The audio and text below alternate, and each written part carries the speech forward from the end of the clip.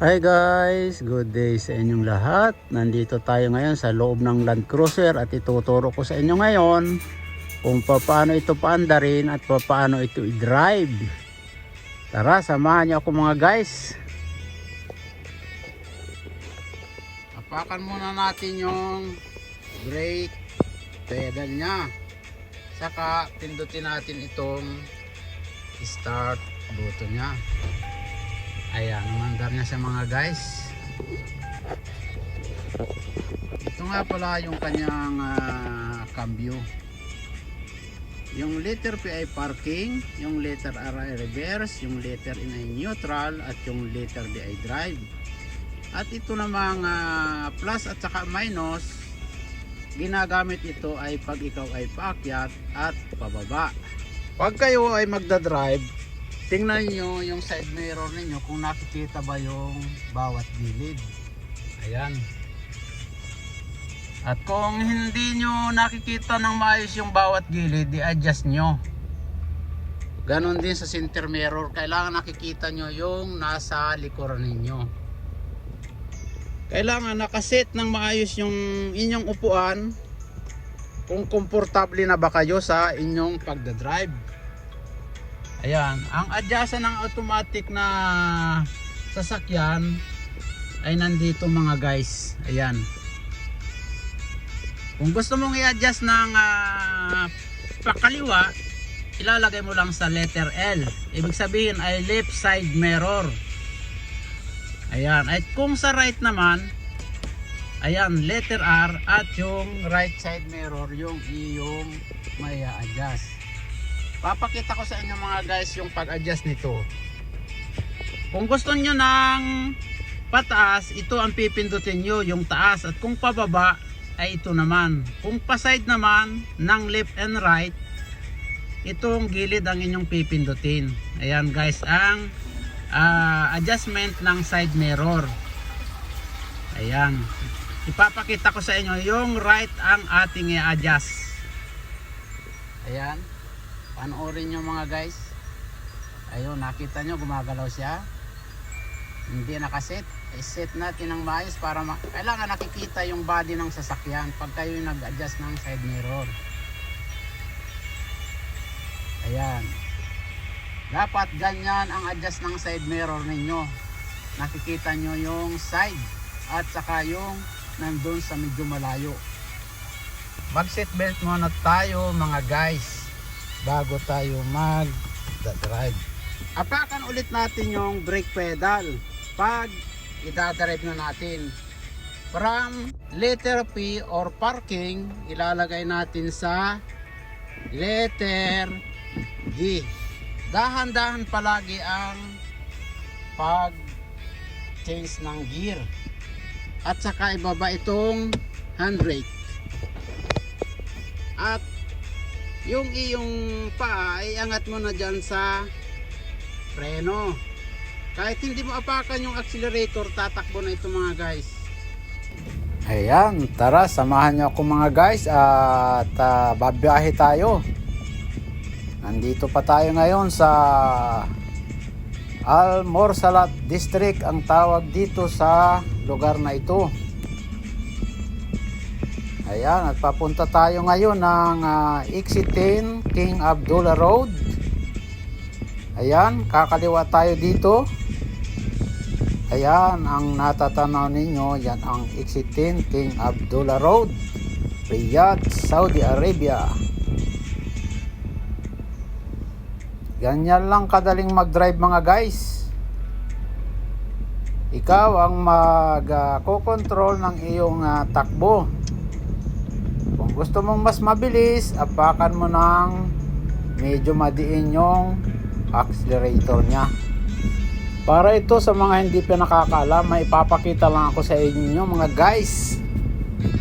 Sa mga highway, merong pa-exit at merong papasok. Kagaya yan, nakita nyo yung arrow kanina na pa-curve. Ito yung sinasabi ko. Hanggat merong solid line, huwag kayong lilipat ng linya. Antayin nyo na yan, putol-putol yung linya, saka kayo lilipat. Pero titingin pa rin kayo doon sa left side mirror nyo kung may paparating na sasakyan. Pero hanggat solid line, huwag kayong lilipat ng linya. Yun ang ibig sabihin ng solid line. Yan, kaunting tip yan sa mga hindi pa alam ha. Kasi maraming driver ang hindi marunong magbasa ng mga sign sa kalsada. Ultimong yung mga guhit na yan ay baka hindi nila alam. Ang tawag dyan ay broken line. Iba kasi yung line at saka lane. Marami kasing nalilito dyan. Ibig sabihin ng lane ay itong pwesto ng sasakyan na dinadrive ko ngayon. Ayan mga guys, ganyan lang kadaling mag-drive. Napakadaling i-drive ng automatic na car dahil isang kamay lang ang pipihit sa'yo ng manubela at isang paa din lang ang gagalaw. Accelerator at preno lang ang haapakan mo dyan. Hindi kagaya sa manual na sasakyan na dalawang paa at dalawang kamay din ang iyong gagamitin. Ayan, next mga guys ay iba naman ang aking ituturo sa inyo. Ituturo ko sa inyo kung paano yung tamang proper na pag-atras katulad ng parallel parking, isa sa pinakamahirap na test sa driving school. Ayan, nandito tayo ngayon sa malapit sa King Saud University at itong ating dinadaanan pa rin ngayon ay Exit 10 King Abdullah Road, Riyadh, Saudi Arabia. Diba napakalinis ng kalsada mga guys. Ayun, huwag niyong gagayahin yan. Hindi pa nagpa-placer.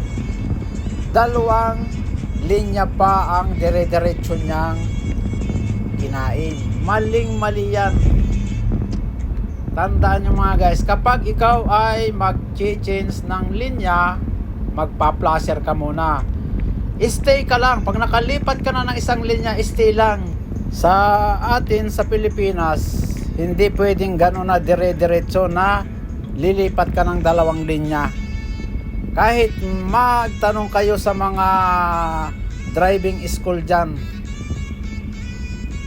Dito kasi sa Saudi mga guys, sinasabi ko lang sa inyo, bibihira ang mga driver na nagpa-placer dito, lalong-lalo na kung mga ibang lahi. Pero kapag Pilipino, talagang complete yan. Nagpa-placer yan at maingat ang mga Pilipino. Kaya shout out sa lahat ng mga Pilipino driver. Sa mang panig kayo ng mundo naroroon, mabuhay kayo, ingat lang palagi sa kalsada. Ayan, papunta na tayo ngayon ng Exit 1 King Khalid Road. Ayan mga guys,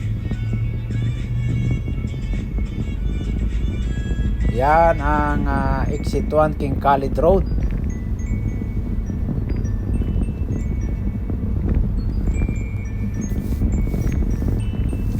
At kapag magdadrive kayo sa highway mga guys, pag nakapasok na kayo, advice talaga yan ng nagtuturo sa driving school, increase speed pag ikaw ay pumasok na sa highway. Kailangan panandalian ka palagi na titingin sa left side mirror at right side mirror at ganoon din sa center mirror para nakikita mo kung ano yung sitwasyon sa kalsada.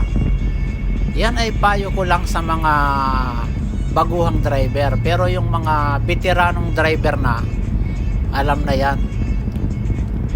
Ayan, nandito tayo ngayon sa fast lane dahil medyo malilate na tayo sa ating pupuntahan. At 120 lang ang speed limit dito at dun sa bandang unahan ay merong camera. Kapag lumagpas ako sa 120 ay tiyak mapipicturean na ako at magkakaroon na ng violation. Darating na lang yan at magmumulta. Kaya ingat-ingat lang sa ating pagdadrive mga kababayan kong mga OFW dito sa Riyadh, Saudi Arabia. Ayun lang mga guys, please subscribe, like and share. Thanks for watching.